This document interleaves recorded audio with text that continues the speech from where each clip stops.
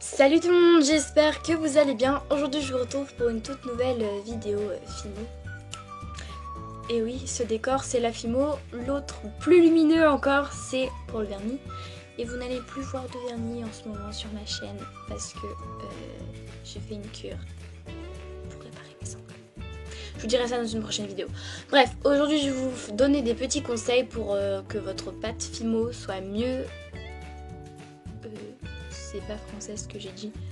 Mais pour que vous fassiez mieux de la Fimo, puisque moi j'ai débuté, j'avais un pain de Fimo. Maintenant j'en ai 10 milliards. J'en ai pas énormément, mais j'ai une caisse là et une caisse là-bas rangée. Hein. Je vous le dis tout de suite. Hein. Donc je suis une malade. Hein. Donc pour commencer, déjà, en fait je vais vous donner des petits conseils. Donc c'est parti. Pour commencer, vous devez travailler votre pâte dans un endroit où la chaleur est tempérée, donc pas trop chaud ni trop froid parce que... Et donc si vous travaillez dans un endroit qui est trop chaud, et ben vous pouvez mettre, bien sûr dans un plastique, votre pâte Fimo dans un petit plastique Ikea. Moi je fais souvent ça en été, j'ai fait ça surtout. Parce que à Paris, canicule assurée à chaque été, hein. Merci beaucoup la France, hein. Donc oui, donc sinon vous mettez un pain, vous savez les poches de glace en fait, vous en prenez deux, vous mettez votre pain de Fimo ici et vous faites un sandwich quoi en gros. Vous faites un sandwich avec votre pâte, vous le laissez à peu près 2-3 minutes, généralement en été c'est ce que je fais, je le laisse 2-3 minutes, mais s'il fait trop chaud, par exemple vous avez laissé trop le radiateur, hein, je suis présente dans ce cas. Si vous avez laissé trop le radiateur allumé pendant la nuit et que vous voulez faire de la Fimo mais que votre Fimo n'est pas assez collante en fait, collante, je me suis retrouvée avec une Fimo qui avait l'aspect d'un slime. Oui, oui. Et quand j'ai vu cette astuce, je me suis dit, ah je la dis tout de suite, hein, ça c'est la première que je dis. Bref, donc voilà les deux premières astuces déjà que je voulais vous dire, les plus importantes. Après, il est inutile de vous dire qu'il faut travailler sur un plan de travail net, propre et précis. Donc ce que j'ai eu moi dans mes colis, j'ai eu un tapis en silicone bleu, c'est pas vraiment la couleur que j'aurais aimé avoir, hein.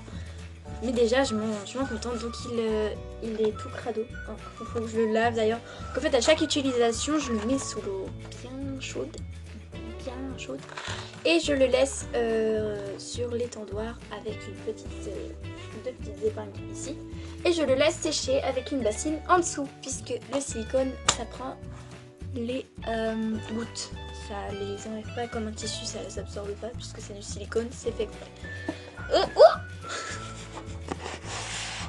Et maintenant on va passer à un sujet qui me fâche tout le temps dès que je fais de la Fimo, mais en tout cas franchement, comment éviter les traces de doigts sur les créations. Donc je m'explique, j'ai des créations moi où il y a par exemple de la poussière parce que j'avais de la poussière sur les doigts, ou que j'avais travaillé de la pâte noire et qu'après je travaille de la pâte blanche.